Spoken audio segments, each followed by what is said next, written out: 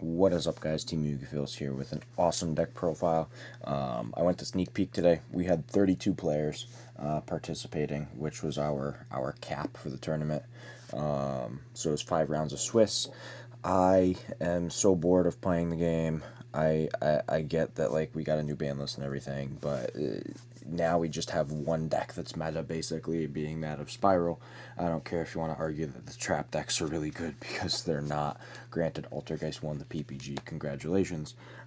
But that being said, I decided to just bring Tenyi and just mess around. I figured I was going to go like X2 drop and just stop playing. However, I started off 2-0, lost round 3, and then won rounds 4 and 5, and ended up getting 3rd place, only losing to Pure Mechanites in game 3 because I could not draw a single Tenyi monster to save my life. Outside of that, it was perfect. I didn't have any issues pop up, and it was actually really enjoyable.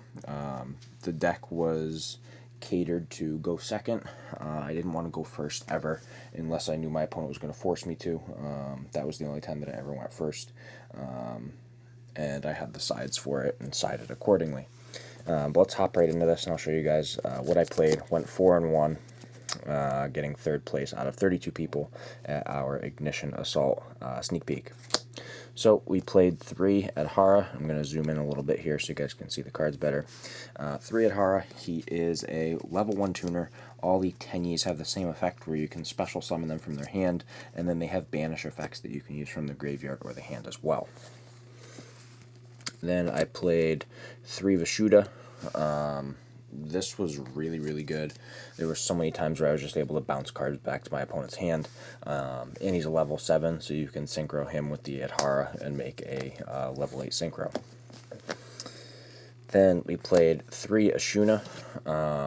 This is probably the best one in the deck, honestly. It just gets you whatever you're missing from deck, which is crazy. The amount of plays that you can unlock with this is just... you don't even know until you're getting OTK'd. 3 of the Nahada. That's hard to pronounce. Some of these are hard to pronounce, but that's okay. So this one is kind of like Honest, but it's not completely like Honest. You banish it from hand or grave when one of your non-effect monsters battles, and then your opponent's monster loses 1,500 until the end of the turn. Then we play Mapura. This one, like, if your opponent targets one of your non-effect monsters with a card effect, you banish this to negate that card and destroy it. It's pretty good. 3 of the Shathana. This one, when one of your non-effects is destroyed by battle or card effect, basically by your opponent's card, you get to banish this from hand or grave, special summon it, and then you can destroy a monster on your opponent's field. This one came up a lot. Typically, it's the one that you resolve in grave, mostly. Then for the other cards that we played, for the 1-0s, we played 1 Mare. Hands down best card in the deck. Overall, like, the ability to just spam tokens out is absurd. Absolutely absurd. The way that you can play this deck and just do crazy stuff. 1 Sky Blaster, which conflicts with one of the cards that I main decked, but that's okay. If I drew that card, then I didn't use this, and if I drew this card and not the other one, then it was useful. I resolved this probably 3 or 4 times today, and every time I did, like, it was just game, no matter what. And then the last technical monster is Pancratops. I'm probably going to cut this. It didn't come up a lot. The only thing that I'll get to later is one of the cards that I played and how you can use this to accelerate your plays and really clear your opponent's field. Moving on to the hand traps, I'll do the spicy one last. We'll save the spicy stuff for last. 3 Ash Blossom. This is pretty basic. I played 8 hand traps, which is pretty good. Honestly, I thought 8 was a perfect number. I didn't feel that I needed more than that unless I had to side in at some point, which was completely different. But 3 Ash was pretty good. 2 Droll, because Spiral and Subterror are a thing. We don't want our opponents popping off and grabbing as many cards as possible. We want to stop them dead in their tracks. I think I only resolved this once today. Then the Spice, the card that saved me in a lot of games. We main deck Triple Sphere mode. You can do this, you can do Lava Golem, whatever you prefer. I personally like Sphere mode. This came up like a lot where I was just able to get rid of 3 of my opponent's monsters, and it was like game over from there. There was no way that they could play through it. And it was perfect. It was just so funny knowing that they couldn't even do anything, and I was just sitting here building a board. That's the monsters, though. Moving on to the spells, we played 3 Vessel, which, if nobody knows what this card does, you can send a word monster from your deck to the graveyard. Now, if you control a non-effect monster, when you activate this, you can then add a worm monster with a different name from deck to hand. So basically, you dump Mare, and then you add another Tenyi monster to hand. 2 Perfection, which is the field spell. It basically makes your non-effect monsters unaffected by card effects, and once per turn, when your opponent special summons a monster, well, you control either a face-down monster or a non-effect monster, you get to draw 2 cards, which is pretty crazy. 2 Desires, which is just by itself pretty good. I'm honestly thinking about replacing these for pinpoint landings, because then you don't lose any cards from your deck, which is really important. And pinpoint landing it's kind of funny, but like the Desires is still really good. I still like this, but I'm kind of like debating back and forth. I'll probably pick them up just to have them. 1 Pot of Avarice. This lets you recycle all of your Tenyi monsters that you have to recycle for your extra deck, and that by itself will win you games. I resolved this probably 3 times today, and every time I resolved it, it was ridiculous. Triple Evenly in the main deck. This is one of the best cards. This is the card that kind of pairs off with Pankratops, because you can activate this, and then if you have the Pankratops, you can summon it and get rid of the last card they have. It's not always going to happen that way. Sometimes it will, sometimes it won't. But if it does go off that way, then perfect. You're able to clear their entire field, and everything is great in life. But that is the main deck. I believe it's 40 cards exact. Like I said, I'd probably change the Pankratops. Maybe I'd main a 3rd Droll. I didn't draw it as much as I would have liked to, but that's okay. Moving on to the extra, though. 3 Monk of the Tenyi. This card is just your starter, basically. It just gets your engine going. There's not too much to explain there, seeing it has no effect.